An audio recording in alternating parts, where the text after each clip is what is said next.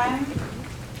Welcome. My name is Jill Lane. I'm the director of the Center for Latin American and Caribbean Studies here at NYU, and I'm really pleased and honored to welcome you to this event with Coco Fusco. It's my pleasure to introduce her tonight. Before I do, just a word about the center. The center promotes the study, research, and public knowledge of Latin America and the Caribbean. We practice what we call a kind of contemporary critical area studies through a focus on the region as well as on its varied diasporas in the United States, and particularly in New York City.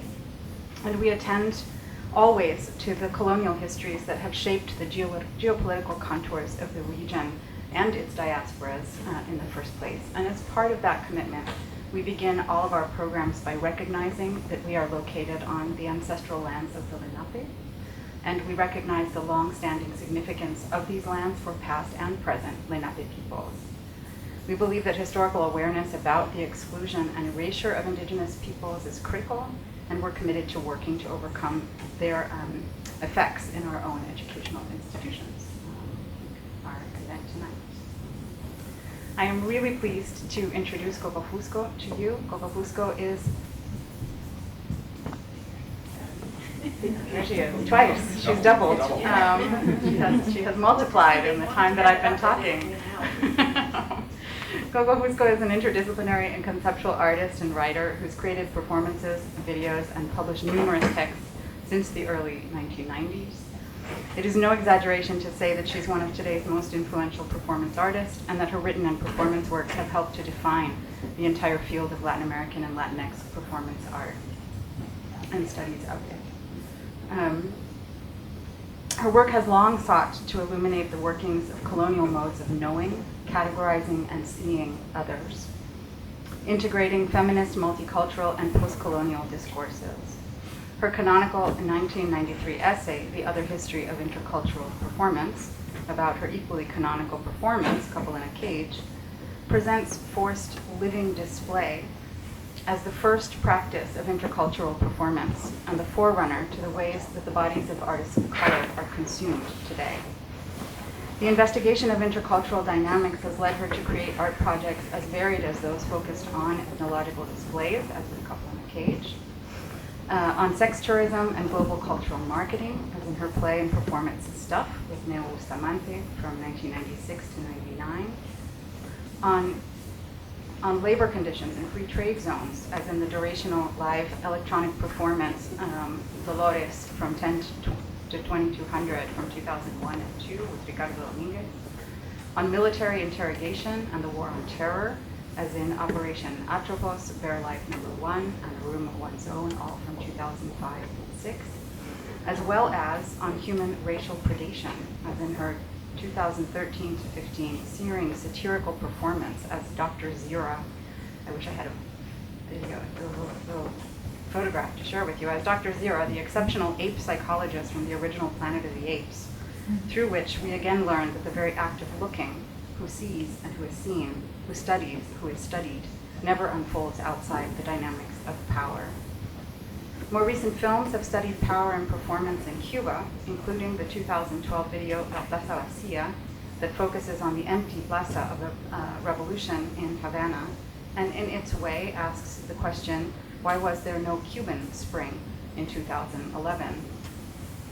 The 2015 La Confesión explores the case of the Cuban poet Alberto Padilla, who in 1971 was obligated to perform a public auto da fe, what can be called that sparked an international controversy and transformed international perception of the Cuban Revolution.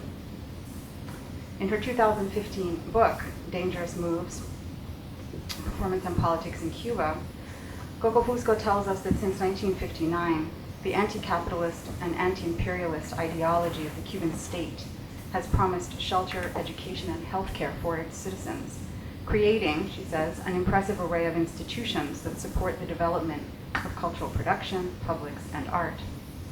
At the same time, she tells us, and I'm quoting, the Cuban state has forged revolutionary conduct by means of restraints upon the bodies of its citizenry, imposing limits on social interaction, behavior, speech, and physical movement on the one hand, and demanding continuous performance of consensus through collective displays of cooperation and state policy and voluntary labor on the other. Proper conduct, she argues, became a kind of viable currency when commodities were scarce and basic needs were subsidized. And as a result, she says, it is not surprising that performance, as the art form that most assiduously explores the social construction of behavior, would become an arena for challenging the ways in which conduct was shaped, valued, or condemned. It is this terrain that we enter in tonight's presentation by Coco Fusco. Coco Fusco has spent 30 years studying and interacting with the Cuban cultural scene, aiming to understand, in her words, how artists and intellectuals in Cuba operate within and against their social reality. We are so lucky to have the benefit of all of that experience tonight, and please join me in welcoming Coco Fusco.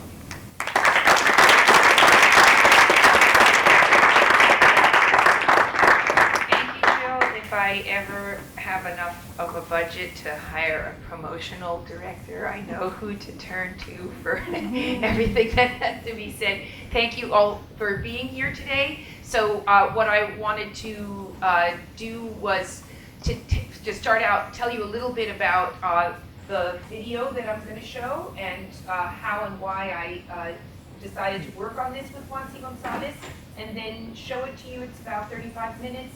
And then after that, I can give you a little bit of an update on what's going on, because the video is about what JuanSí did in Cuba in the 1980s. He was forced out of the country in 1991. He did have an exhibition in 2016 at El Espacio Aglutinador, which is an independent art space in Havana, and came back and exhibited his work for the first time since his 1991 departure. And he also recently came back, and there's been a lot of friction between him and the authorities about the implications of his return and what he's chosen to talk about. But to go back to the 1980s, I did start visiting Cuba in the mid-1980s, and I had heard about JuanSí, but he was already by the mid-80s in trouble with the authorities. And it was not until when I started working on the Dangerous Moves book was doing research in 2013 and 2014, that I tracked him down in the United States, because I was going back and asking many of the people I had met from that time period to tell me again their stories of what happened with the performances they did at the time. And he did not stay in Miami. We went from Cuba to Costa Rica, and then eventually to Miami around the time of the Brothers to the Rescue phenomenon in the early 90s. He was in Miami when Fidel ordered that the Brothers to the Rescue planes be shot down. And so several of the pilots were killed in that incident. But soon after that, he moved to the Midwest and kind of left the whole Miami scene behind. And so he wasn't so much a part of the kind of exile Cuban art community that settled in Miami. But I tracked him down in Ohio, and after many phone calls of please,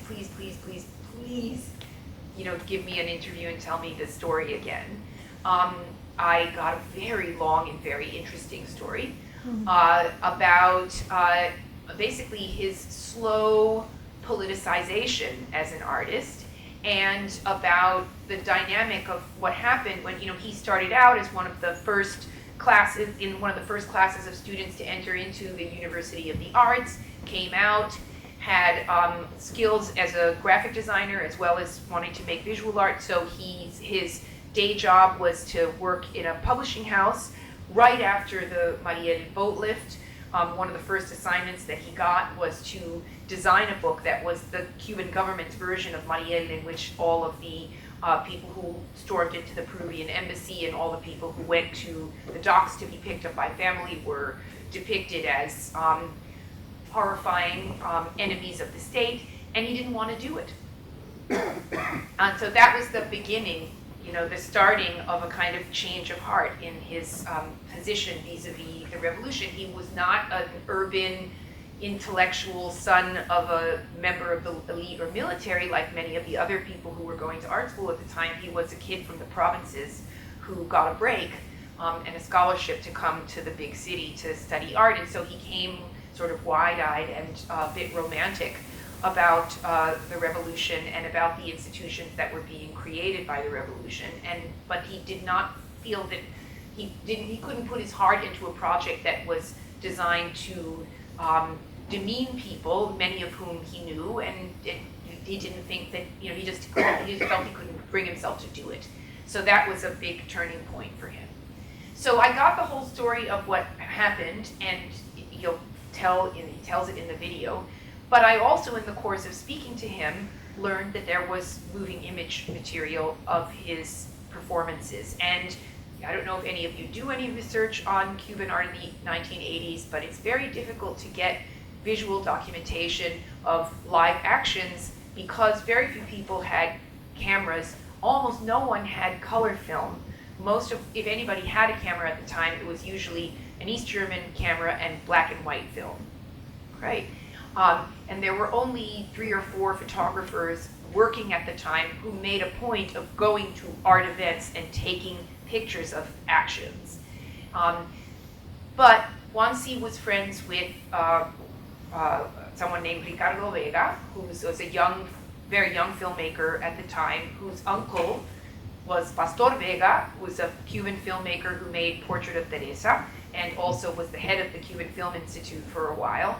And because of the family connection and Ricardo's studying film in the same time that JuanSí was performing, they were able to bribe guards at the Film Institute who knew them and get equipment out to be able to videotape performances that JuanSí was doing in the street. So then I had to go find Ricardo Vega, and I found in France, and hound him for a while and beg him for the footage, which he eventually gave me. And I wanted to not make this an art project, but make it more of an archival project and a pedagogical project that would enable people who were trying to learn about performance in Cuba from the time, give them some reference points and some material that's very difficult to put together. And also to get JuanSí once and for all on camera to tell the whole story of what happened to him. Because he, as well as many other people who were traumatized by their experience with basically state security in Cuba, make a decision at a certain point to cut themselves off from the story because it is so painful to recount. So it's not something, you can't just walk up to somebody and say, hey, what was it like to be interrogated? What was it like to be in jail? What was it like to get beaten up by cops? People don't want to talk about it, right? And especially because it ended up truncating his career and completely undermining all the progress that he had made up until that point. It was a very painful experience that was very difficult to speak about. And so I was very grateful to him for sharing that on camera. So then Sandra Ceballos, who manages this independent art space in Havana called Aglutinador, is the longest running independent art space there. She started it in 1994 when she and her former partner, Ezequiel Suarez, were censored in a state gallery, and they decided to take the artwork out of the gallery, bring it to their home and exhibit there. And all of their friends said, this is a great idea, please continue. And she has since continued and developed a whole program and has gotten funding from abroad to do things at different times and so on.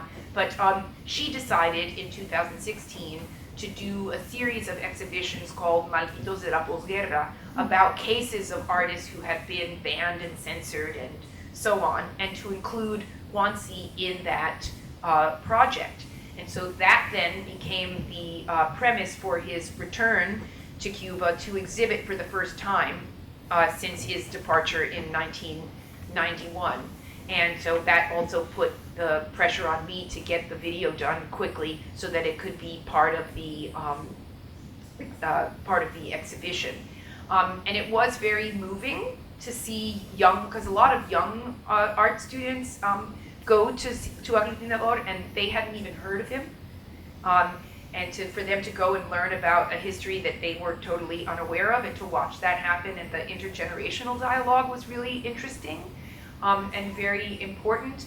And more recently, just at the beginning of February, JuanSí went back. He has a daughter living in Cuba, to be with her for her birthday, and he was supposed to do a presentation at Instar, which is Tania Bruguera's space at her apartment in Old Havana, and was prevented from doing so by state security. But his friends went to Instar and took the props that he had to do a performance there, and also the video, and showed it so that the young people who came to meet him and learn about him could at least hear his version of the story on film if they couldn't see him in person. So anyway, so that's the story of how this came about. We get this started, and then we can talk afterwards.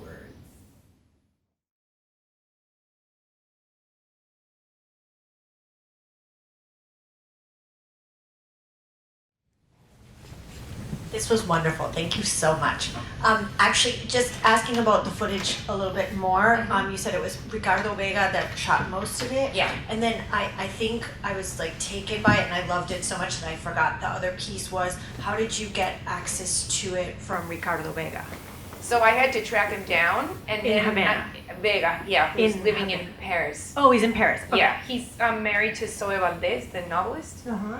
And, he's still involved in media production, but this is stuff from his past, right? And so I had to track him down and then convince him that I wasn't going to do something terrible with the material, and could he please take the trouble to dig it up, because it's hard to find stuff that you haven't really looked at or dealt with in a very long time. And then have him agree to allow it to be used for this. So, it's a long process of extracting things, just like the whole process of doing the book that this came out of was very often a process of extracting stories and materials from people from a long time ago. And, people may have gotten along really well when they were doing performances together 30 years ago, but they don't always get along that well in the present day. Yeah, of course. And so, I would be on the phone with one member of a collective who would say, like, if you talk to the other guy, I'm not going to talk to you, right? So I'm like, don't worry, but of course I wouldn't say I'm going to go talk to the other person too, right? So, there was a little bit of that, of the contentiousness and then asking people to take time and to cooperate, but he eventually agreed to hand over the stuff.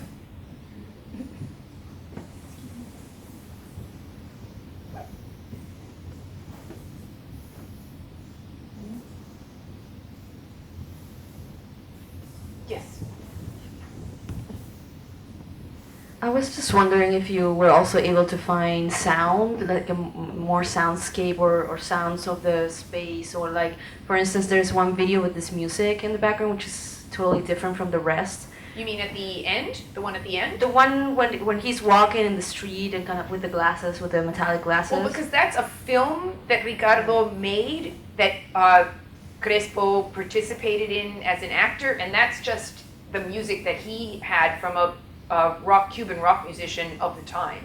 It's his soundtrack. I didn't alter that, right? I recut footage that he had of the performances to make it conform, to work with the interview with JuanSí, but when I have the clip of Ricardo's movie, I didn't alter it, I just took a sequence. I just wonder, because it feels really silent, I guess. Like we have the documentary with his voice, and it's mainly the voice that is telling us about everything. And I was wondering if you had more or if it was really hard to find archival sound. Lupe and Desiderio Navarro talking. You got Abdel Hernandez talking. You've got JuanSí talking. It's not silent at all. There's a lot of street noise. But is there random recording of streets of Cuba from that time? There probably is. I've pulled scenes from fiction films and documentary. Also, the footage from the documentary was a Ikaik documentary. It has a soundtrack. It's just what you would hear if you saw the actual movie itself. So that's what you here. I mean, I have for other projects pulled image and sound from feature films when I need, I for a documentary I did about Maria Elena Cruz Varela, I needed scenes of Cuba in the special period to illustrate what she was talking about waiting forever for a bus, about getting on the bus and having people hanging off, about all of that. And I pulled from feature films if I could find scenes in which there were no recognizable actors to help illustrate what she was talking about. So I can play with that every once in a while, but just random street sounds, no. I mean, I can, you can go online and you can find sound effects for anything in this country, right? Like, oh, you need, somebody, like a car starting on a busy street in Los Angeles, and you just type in Google, car starting, busy street, Los Angeles, sound effect, and you'll get like 50 options, but that's here. That's not there. Yeah, I just thought it was interesting, like the way you put it together, and I really appreciated all the imagery. And I was just wondering, like, if like you. The thing is, I've gone there and recorded now, but it doesn't sound the same. Yeah. That's very hard to fake, and especially when you have footage that is clearly from another time period. If you try to impose sounds that are anachronistic, you can tell right away. You can tell right away when sound is not synced with the image. So Yeah. if you can't, to make it blend, it would take a tremendous amount of work if it wasn't actually recorded at the same time. Yeah, I guess I wonder because I'm from Chile, and like Mhm. I've been recording sounds when I go to Chile, especially with the social uprising recently. Mhm. So I've been doing like the work of like videoing everything, but also like recording sound with it, and it feels very similar in terms of people's revolt in the street, but it sounds so different, I guess. Well, It's because just we so are in a interesting. totally different era, but also you have to understand, we live in a world now in which everybody is recording everything all the time, okay? You are so much more accustomed to listening and looking at your kind of autoethnography, because everybody walks around with a cell phone taking pictures of themselves and making videos of anything and everything constantly, okay? And I walked into a Havana in 1985 where very few people even had a camera, where every image that was around you was done by some government agency for you to look at and serve a didactic purpose, and it was impossible to find a counter archive of imagery that would match it, right? Because at the time, the counter narratives were oral and written, not photographed, right? And not recorded because nobody had access.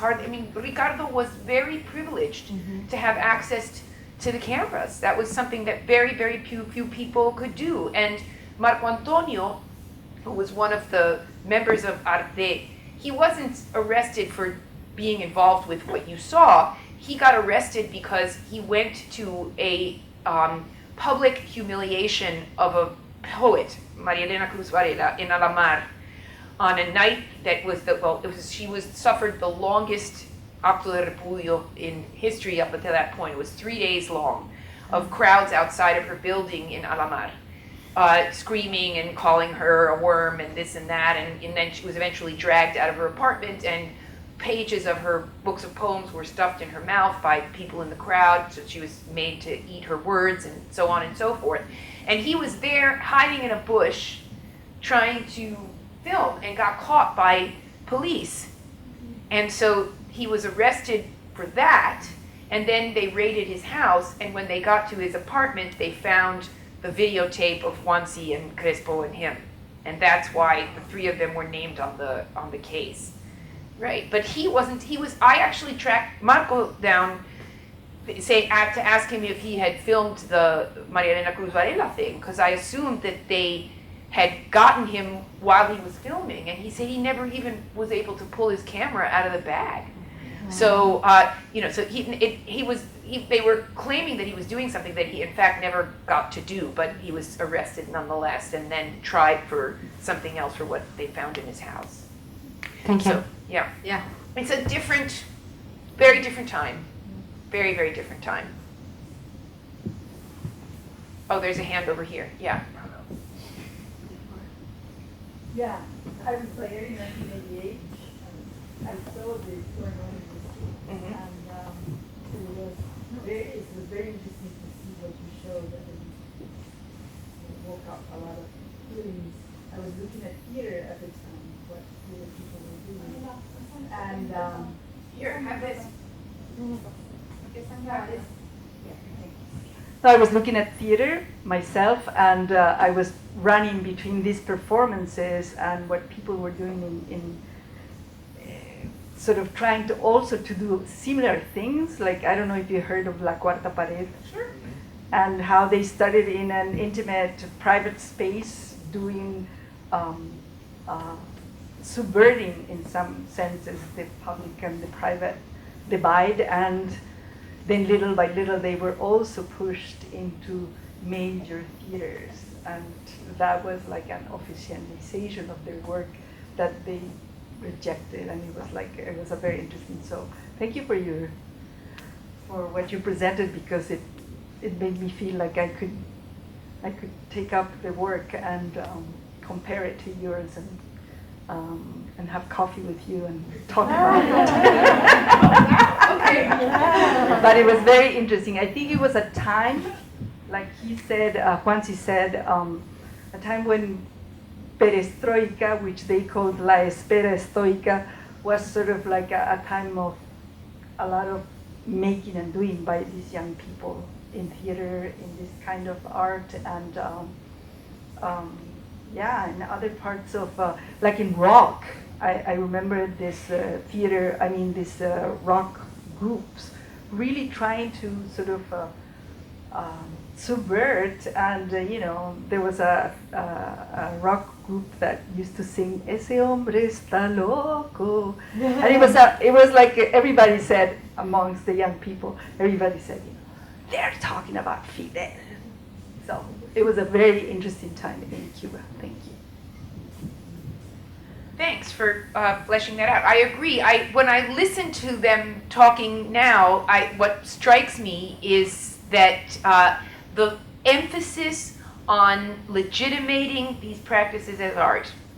In other words, that the political discourse is something that JuanSí adds to it after the fact, speaking from here, but that in the moment in front of the camera, the focus of the discourse is on legitimating actions that are not readily interpreted as art, as a kind of, because of the understanding of it as a protected space. And when he says, when they did the afternoon of the sandwich boards and were arrested, and Rafael comes to pick them up at the police station, he comes as an emissary from the world of art to say, you've misunderstood, this is an art event, and sorry, we need to release them and take them out, right? And that's not, it's not as if people at the time didn't have a larger desire to talk about the question of civil rights, but that there was no context in which that questioning would have been acceptable, whereas it was acceptable to have a conversation about the parameters of what constituted legitimate art practice. So the criticality of the moment had to be articulated within an aesthetic discourse, and had to be expressed in an aesthetic form, not in a more traditional activist form, right? Now, the fact that he went out in the street made it easier to kind of blur the line in the eyes of the authorities, right? And that's the fear all the time, that if you take these activities outside of an enclosed area, they can be interpreted as a call to action in a grander way, right? So that then comes the restraint and the desire to remove them from the public space. And that's still a battle now. So JuanSí leaves, flees to Costa Rica, because basically the three of them knew that their days were numbered. And but because JuanSí did not have official permission to live in Havana, because he came from a province, right? They figured that he would get attacked first, right? Because he had already had his ration book taken away, and had been threatened with being ejected from Havana as the ultimate punishment. And so they thought that he was the first one that had to get out, right? And they had a connection through the daughter of an important member of the Communist Party in Costa Rica who came to Cuba often. She offered to marry him to get him out of the country. So that's how he was able to escape, and it was just weeks before the other two were arrested. And he did not go back for a long, well, he had a juicio pendiente, right? So he couldn't go back for a long time because the case was still open. And I don't know what constitutes what is the legal term in the statute of limitations in Cuba? I think here it's like 10 years. But so for a while he couldn't, so his father died, he couldn't go back, but he was able more recently to go back. But so the first time when he did the show with Aglutinador, he was only interrogated on the way out and warned not to do anything like that, but state security started to come down on Sandra for having done the exhibition, and she had prepared a catalog, which, I get the PDF, and I'm supposed to be the printer here, because if you print that in Cuba, it would be confiscated before it's done, right? And so I had them printed in the United States and shipped copies that had to go to funders in Europe and so on and so forth. And then Sandra came to the US to pick up equipment that we had purchased for her space and to get some of the copies. And when she brought them into the country, they were stopped at customs and declared enemy propaganda.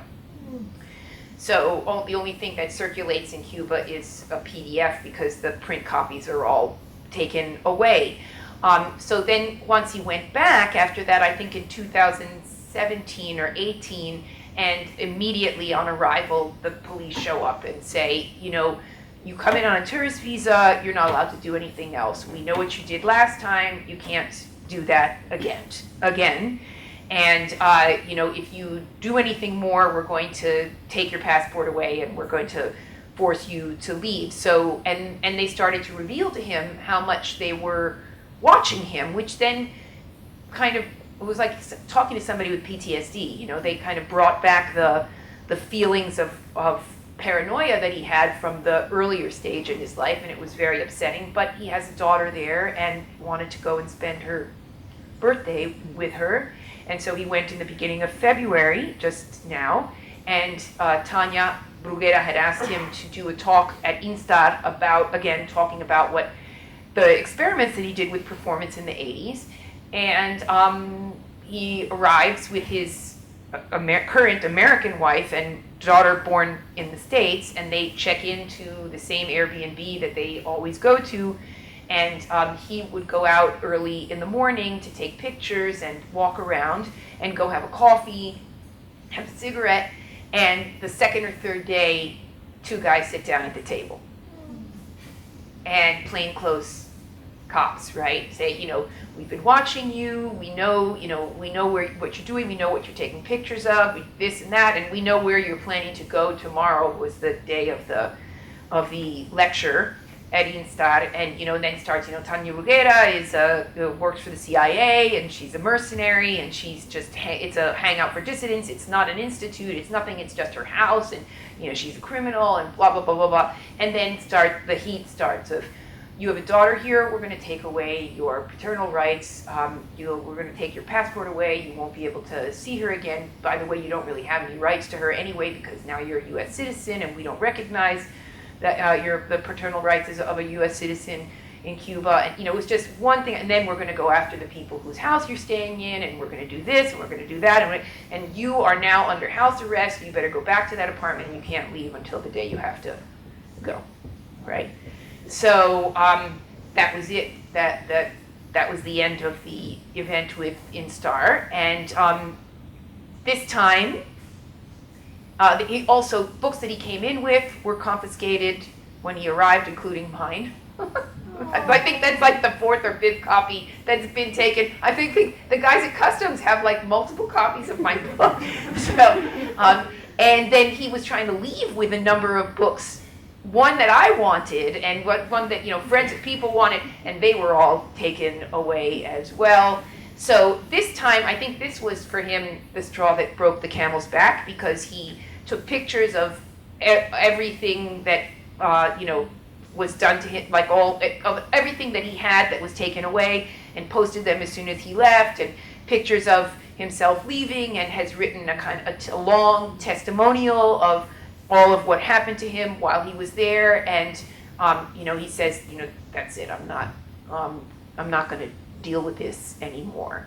I mean, it is there were a few years before, like between when Raul took over and going into the Obama administration, when things got a lot looser in terms of allowing Cubans who have a somewhat problematic history to go back, right, and visit.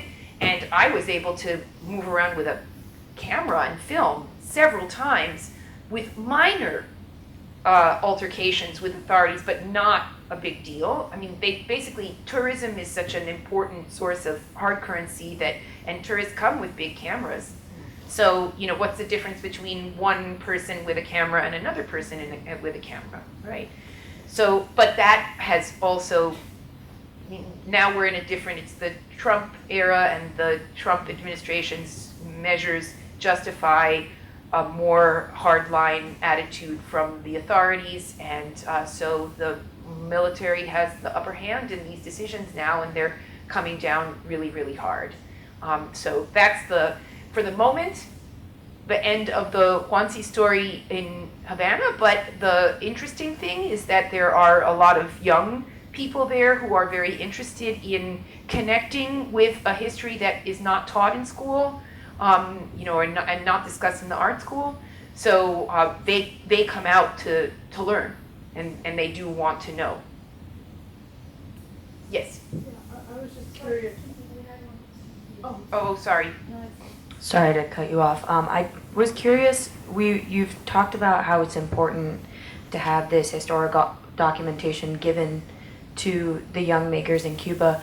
How do you think that power changes, and do you think it's equally as important in the same and different ways here in the States, where we aren't necessarily involved with the same conversations? Well, I mean, you don't have any problem. You could just call Video Data Bank and they send you a DVD of this video, okay? I'm talking about a situation in which kids don't have access to this information because it's denied to them, right? And they really want to know. So that to me is the only difference. Is that, if whatever you want to know here, you can get access to without a lot of difficulty. I mean, you might not have access to classified documents from the CIA or the FBI, but other than that, you have fairly liberal access to historical documents from anywhere in the world, just sitting in a library at NYU. But do you think it still holds the same power? I think perhaps was my question. No, it's not the same power situation, because you are not denied access to your history here. And if you are in Cuba, you will be denied access to very important aspects of your own history, right? And I think that is very different. I mean, I could, probably, actually, let me take a step back from that for a moment and complicate it, because I think that there was a period in my life, in my 20s, when I got more interested in post-colonial thought, and I was more, and it was when it was just that kind of revisionist approach to histories in the Americas and in Africa and in Asia were just coming into their own in terms of, academic recognition. And I probably experienced at a time a sense that I had been in a way denied access to certain histories because they had not been considered relevant enough to be taught, okay?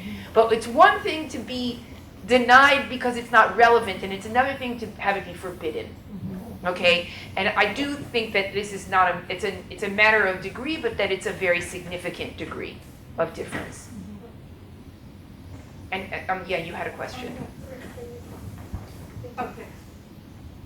Yeah, I found it so interesting, all the details in his performances that were countering normative practices. Like, for instance, when he just wiped his face with the shirt that he said that he wore on the day of his wedding. Right. So And I'm wondering how much of the detail of what he's actually doing is being digested by the government. Like, do they understand? Are they really tracking like Well, what he's doing, understanding it at all?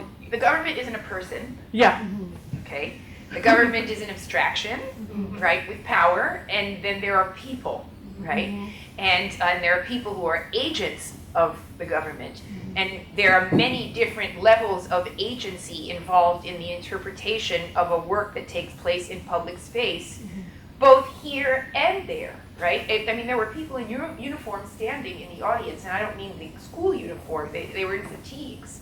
So there were police, there were military, there were also academics, right, who work for state institutions.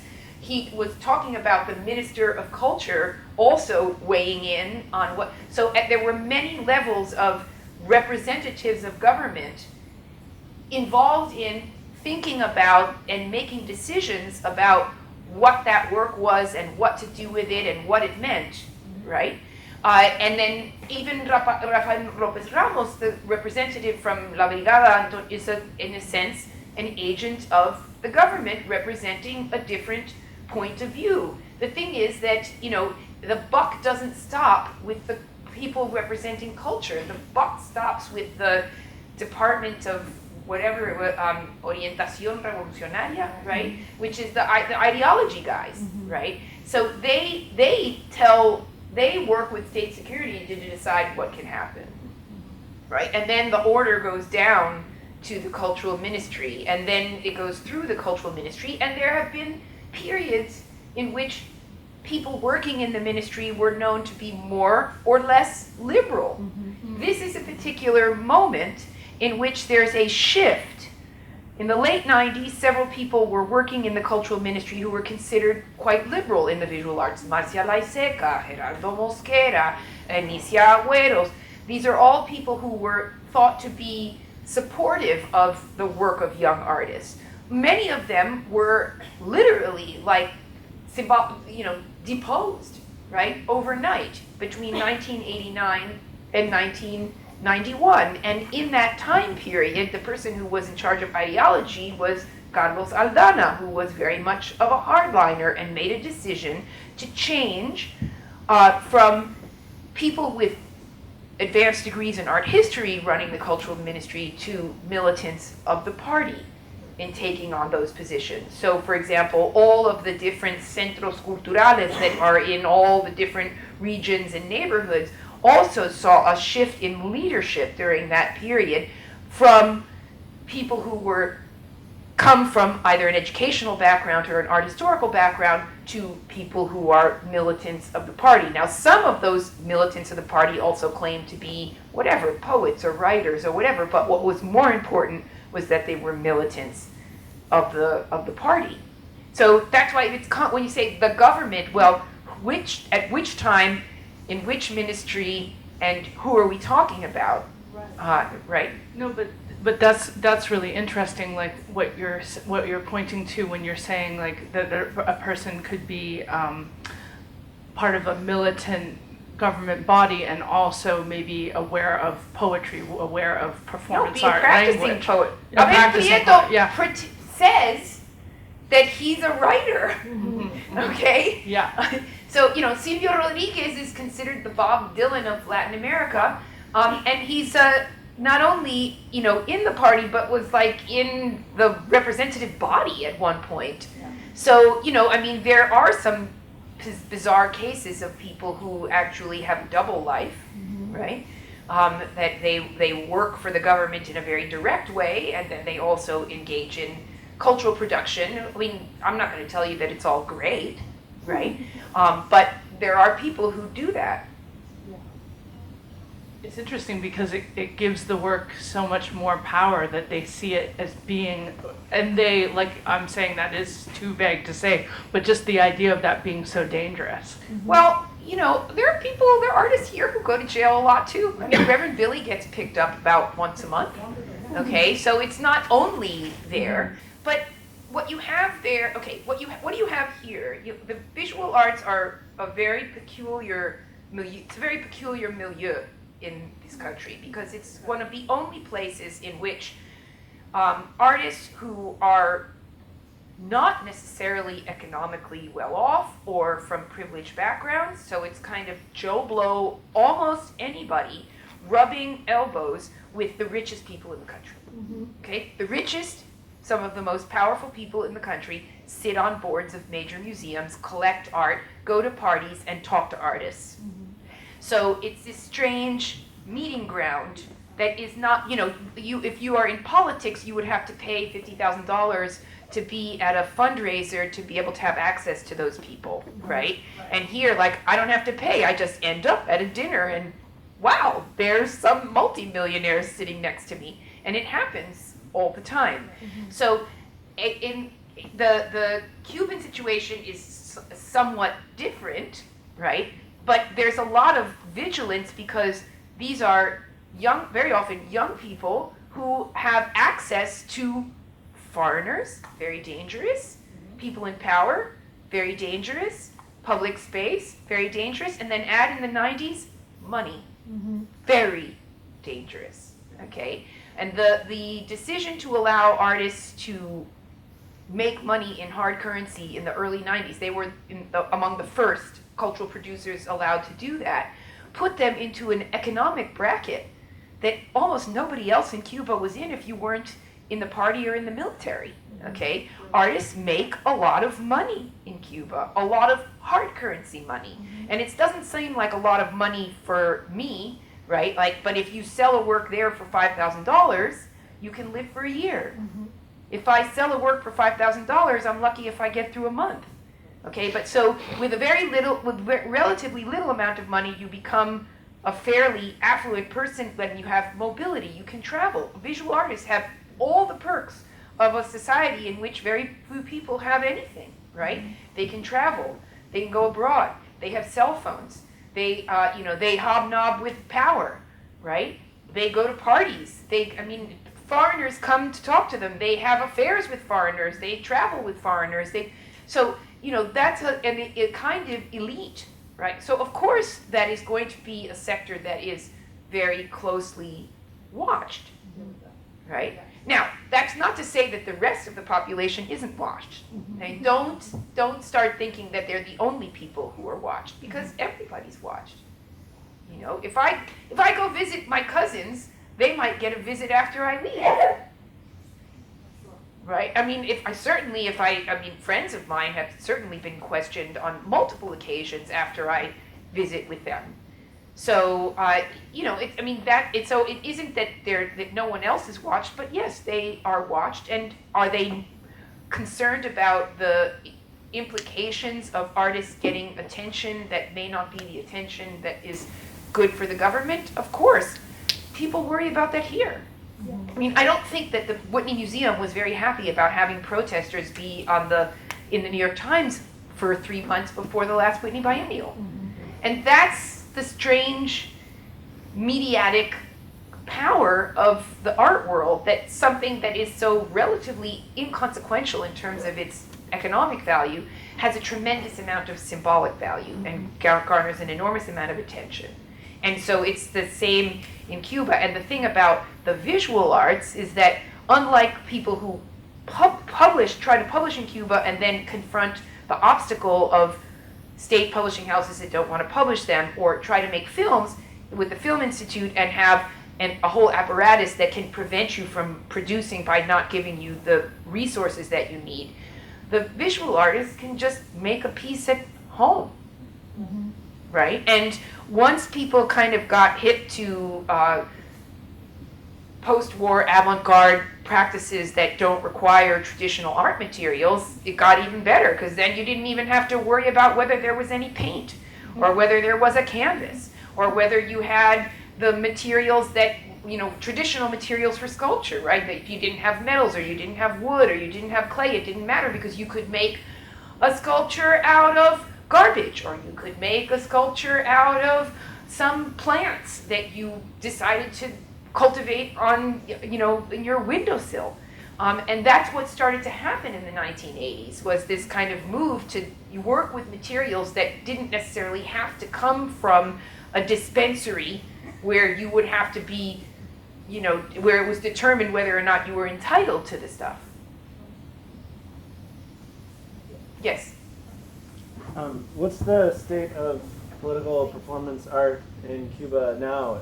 Are people How are, much time do we have? are people doing anything like this? Are they trying? Are Yes. they allowed to? Yes, I think that's why young people in the studying art are so interested, because it is happening again, right? I mean, not everybody is doing performance in the street in the way that JuanSí is, but the park that he began to use as his kind of laboratory has continued to function as a space for, I wouldn't call it dissident social activity, but youth subcultural activity. It's not a place where, it's a place where, I don't know, like 10 years ago when friends of mine's children were younger, they would be like the, kind of disaffected teens would paint, dye their hair black and wear black makeup and go smoke cigarettes, and they would all go hang out at 23&G, right? So it's still a place where kids and skaters go there, and other kind of youth subcultures that consider themselves disaffected in some way from the establishment still use the space. And I don't even know if they know how it started, but it continues, right? So there's that level of it. And then there are artists who are working both in Havana and in Alamar, who are very interested in different kinds of public interventions. I would say in the last 10 years that the growth of use of internet has moved a lot of activity to the virtual public sphere. But that doesn't mean that nothing happens in the street. It just that very often it's a kind of coordinated thing of, if there are things that happen in public or happen in art spaces in people's houses, and then also have repercussions because they exist on the internet.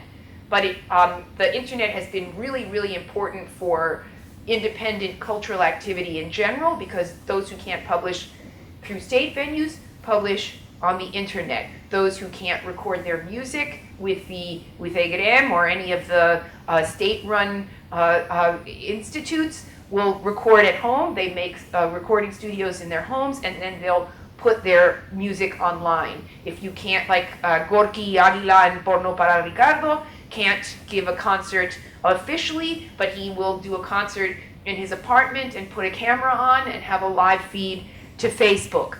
And you think these things, you do them here in the States and it's like it's 1 in a million. A lot of those people get invited all over the world to do their presentations of whatever their cultural expression is, because people outside see them on the internet.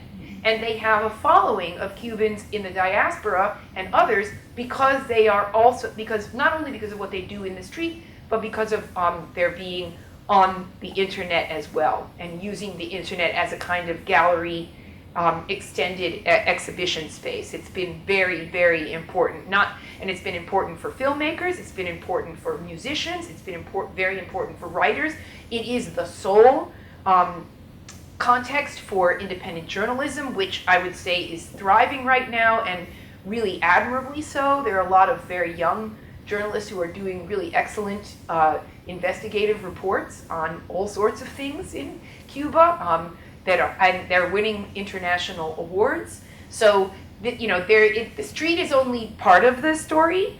The street is also a space where they're more readily policed, right? I mean, even though there are security agents and trolls on Facebook following everything that Cubans do, it's still happening, and they have not figured out how to get enough hackers to shut everything down. Cuba's not China in that way, right? There is one artist in particular, Luis Manuel Otero Alcántara, who really, the street is pretty much the only place where he does things, and Facebook Live, and he has his themes of interest are very specifically kind of rebellious in relationship to whatever the state has announced that week, right, or what they did or didn't do. So if the state makes a deal with Kempinski Hotels, builds a hotel and tears down a statue of Mella, who was a kind of founding communist in the 1930s, then he'll go and put a a face of, the mask of media on and walk around the Kempinski and say, where's media, right?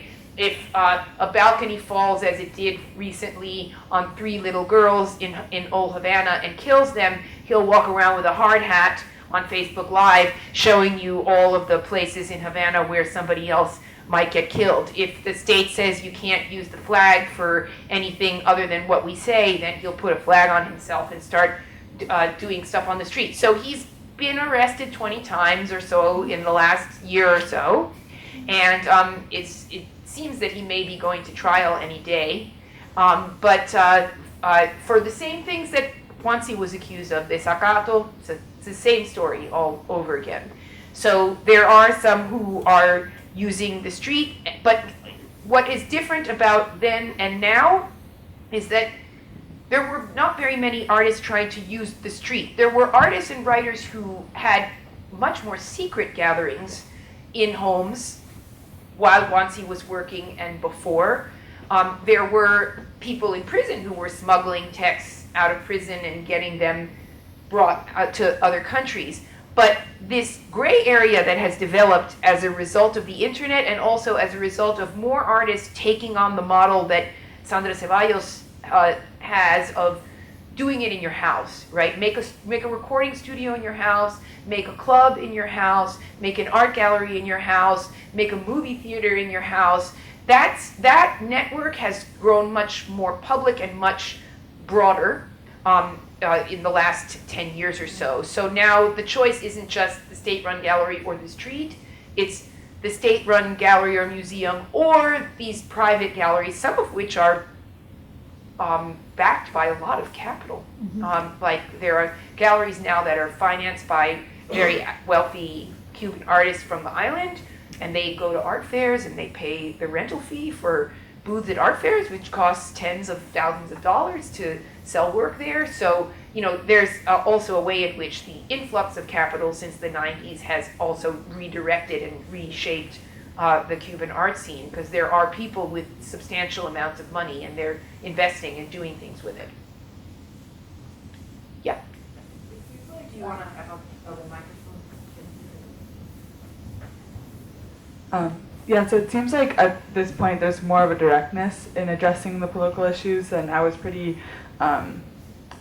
taken by the idea of they don't like, I think in the movie it's we don't like directness, we don't like activism in that time. Or it was there's more, it was paranoia about it, about being too open about things. And that paranoia still exists. It hasn't completely gone away. I just think that there are different approaches depending on, there are some artists who went to the University of the Arts, who got all the elite training, and who have chosen as artists to focus on political discourse and political paraphernalia as the material that they sculpt, okay?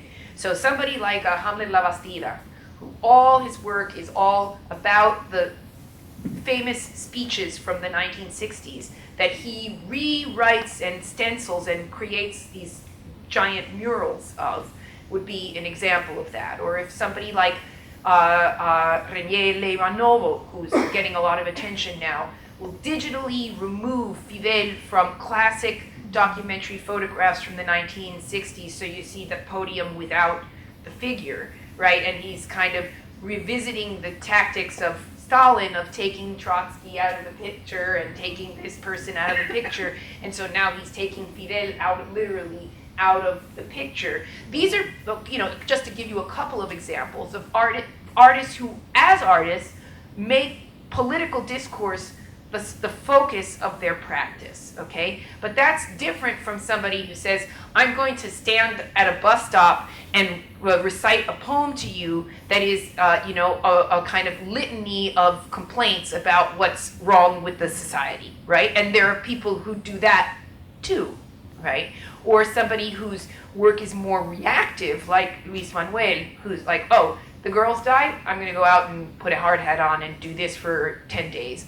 This happened, I'm going to respond to it this way, right? So you get all these different kind of approaches to this. And then I'm just talking about visual art derived performance, but I'm not talking about what goes on in the world of rap, for example, or reggaeton, where there's a very strong tendency to articulate extremely critical positions, and a lot of those rappers get in a lot of trouble for the things that they say in their songs. I mean, there are some pretty amazing tunes of people talking about state security harassing them, people talking about corruption, people talking about living conditions, people talking about, and it's all happening, right? But I think that why, right?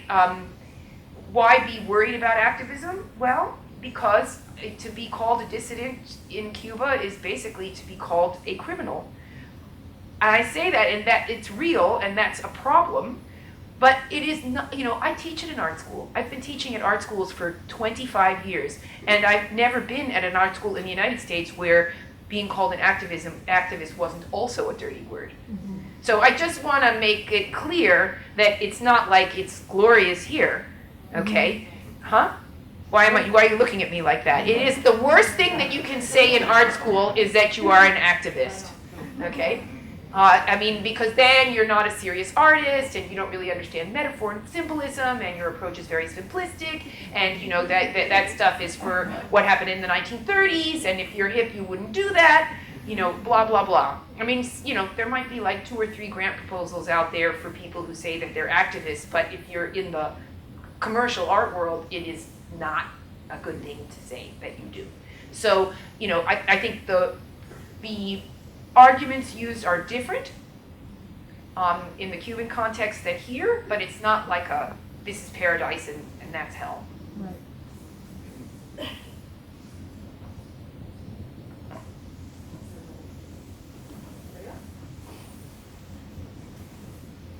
Thank you, Coco. I wondered if you might just take a moment to put this work that you've done in the context of some of your other recent work that similarly focuses on what we could call Cuban dissidents, I guess, of those who've been called Cuban dissidents. And I'm particularly interested in how you're thinking about your own recuperation of these figures, how you're thinking about the use of an archive and sharing an archive, creating an archive for them. I know that's a big question, but just a little trajectory. Well, this project is very particular because I felt like I don't really call it an art project. It really was more of, I wanted to make something with a material that I knew was very difficult to access and to come by, and that was unique because of having done other art historical research on the period and knowing what is available in terms of visual documentation. I don't know of any other video or film available in which a performance occurring in Cuba in the 1980s is there, right? There's black and white pictures from 3 or 4 photographers, and that's really it. And every book, every catalog, every art show that I've ever seen that represents that period has those same pictures in them, right? So I was like, this is really unusual. I just want to, allow JuanSí to explain to us what this is and what was happening. And it's also, I think, important for understanding what it meant to incur into public space as an artist at that time, what that meant, right? How it was understood, and then to see that in relationship to things that happened subsequent to that time period, right? But while I was, this is part of coming in a time period in which, I started doing the piece about Padilla because of an absence in the archive. Everybody who knows anything about Cuban literature and cultural politics knows about the Padilla case. It's one of the most famous censorship cases in the history of the Cuban Revolution. And as you said in the introduction, it was the case that divided the intelligentsia globally, that up until that point had a very romantic and optimistic view of the Cuban Revolution, and changed me. Susan Sontag wrote, I have the texts that she wrote that were like, homages to Cuban film posters, and then she ends up defending Padilla, right, and being disenchanted. And it wasn't just her, there were many others who also just said, that's it, I've had it with this, right? But even though the story's known, and even though There was a transcript made of his confession that was then circulated to all the embassies in Cuba right after the trumped up confession, and also given to foreign journalists. Even though all of that, there was a film that was made of his confession by Santiago Alvarez that disappeared, right? And so the question was, where the fuck is that movie? Just like he also made a movie of the funeral of Virgilio Piñera. Where's the movie? These are things that, you know, Ikaik has tons and tons and tons and tons and tons and tons of films, but these are things that people know were filmed and nobody could find the films, right? So it just turned out that, well, what year was it? Maybe 2013 or 2014? Suddenly a little fragment of that Padilla confession emerges for the first time. And so we're talking about from 71 to 2014. Okay? And immediately all these Cuban intellectuals jump like, oh, where is this? Right? What is this? And it was in a documentary by Rebecca Chavez. And so I know Rebecca Chavez. So I contacted her and I was like, hi, Rebecca, remember me? You know, she knew my mom. Oh, hi, Coco. Gee, I was so interested in that little bit of film you had, you know, and this is after me talking to like Cuban film scholars and all of that. Like, didn't you say that the film wasn't in Ikaik? Yeah, you know, they went, like Manuel Sayas, yes, I went there, it wasn't there. So I was like, gee, was curious, you know, do you have any more, you know?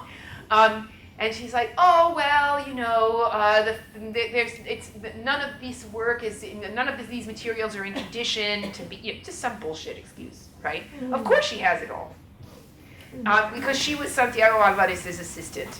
So when he died, I bet she went in like a little vampire and just you know, and took the things that and then she's keeping it for, you know, I need this for this, and I'll be able to do this for that. But it was, you know, just enough, right, of a fragment where you see that same Sala Villena that JuanSí talks about, which is basically the hot seat for every Cuban intellectual that has you know, like un acto de repudio done by other intellectuals. It always happens in that room, right?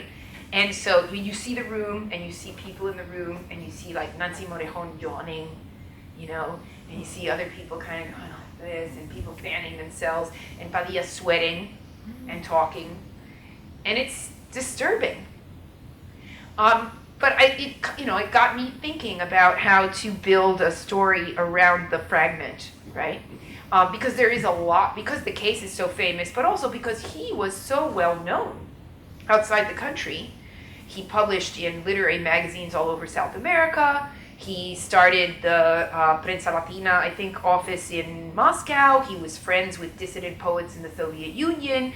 I mean, you know, he was like a polyglot. He translated from all these different languages. So people all over the world knew him, and he also spread his poetry and his discourse all over the planet. So I found stuff about, you know, the publications of his and cartoons about him and commentary everywhere. And also every few years there's like another spate of speculation by people about what happened to him and how it happened and who was involved and where did it, you know, and what was Jorge Edwards' role and what was this person's role and this and that. So I had tons to work with to reconstruct a story around that fragment, right? And then in the case of Maria Elena, the thing was that I thought that Marco Antonio had a film of the action. And when I finally found him and got him to open up a little bit, he's one who won't go on camera and won't talk anymore because he spent 2 years in prison and it was horrible and he just can't go back to that moment in his life.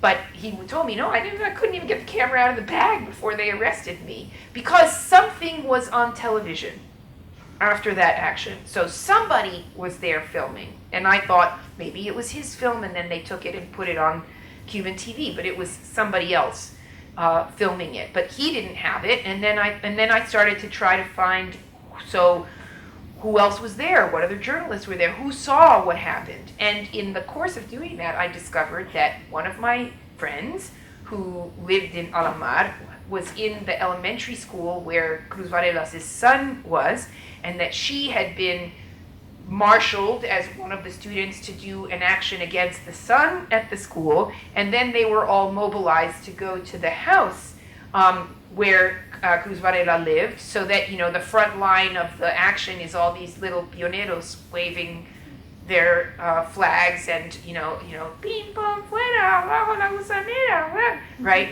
And she remembered the whole thing. And then from there, I started to find more people who remembered, and then it turned out that we knew where the woman who had led the mob was. And so here's a case of a party militant who became the head of the Casa de la Cultura in Alamar and who mobilized everybody in the area against Cruz Varela. So the question then became, how could I talk to her without her suspecting my motive for wanting to talk to her? So, and that was, you know, the very complicated thing. And then I had to find Cruz Varela, who also had kind of disappeared for a long time. So that took a while. But, you know, it's all, for me, this is all about hunting and kind of retelling. At the time of her imprisonment, because she was, after the Acto de Repudio, she spent like 2 years in prison. There was a lot of coverage in Miami of her case. And at the time, you know, this is before the internet, just around fax machines. So it was just, I don't even know if El Nuevo Herald was in operation then, because this is 1991. Maybe they were just beginning.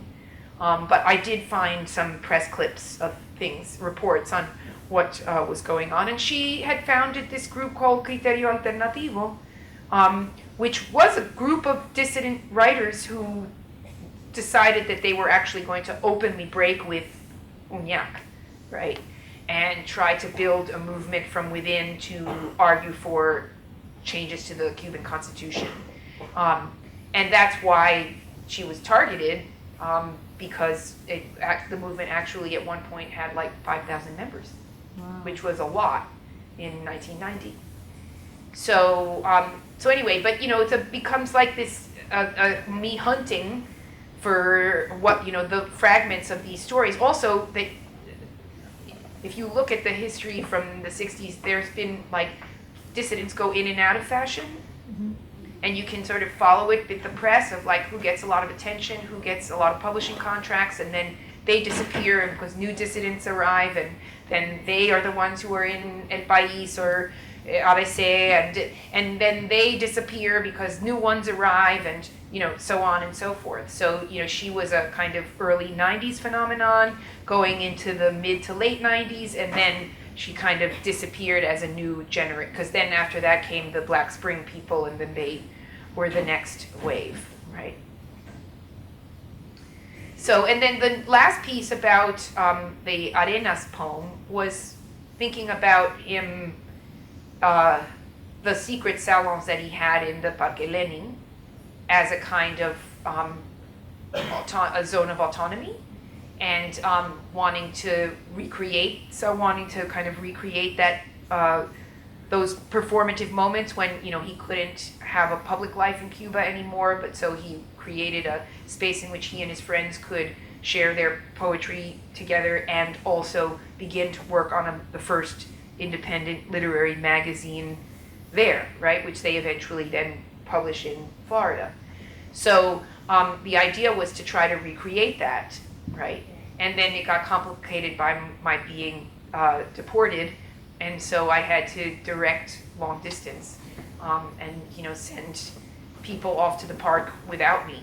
So it made it more complicated, but in a way it kind of felt like part of the same dynamic, you know, of people not being allowed to get out, not being allowed to come in, not being allowed to do this, not being allowed, and then trying somehow to slip through those cracks, which is what Arenas was, you know, hysterically always trying to do, right? By writing 3 or 4 versions of the same manuscript and hiding them in the roof here and giving one copy to a friend who's flying to France and going, you know, doing all that sort of thing. So there's a contemporary versions of that. As a matter of fact, that was once he had stuff that I sent with him, and I thought, oh my God, it will never get to anybody because he's not allowed to meet with anyone. But he was very smart, and he went out one day surrounded by his family members just to like walk down the street and then pass by the home of a trusted friend where he could leave a bag, right? And then after he got out of the country, then he said, okay, now you can tell so-and-so to go to that house and pick up the stuff. So, you know, I mean, these are all the ways that everybody has, right, to get through these blocks. Amazing. I'm mindful of your time. We've kept you on your feet, and it's just about 8. Are you? Well, I think people may be tired or hungry. Well, if people are tired and hungry, there is a reception to follow. But before we do that, please join me in thanking Coco.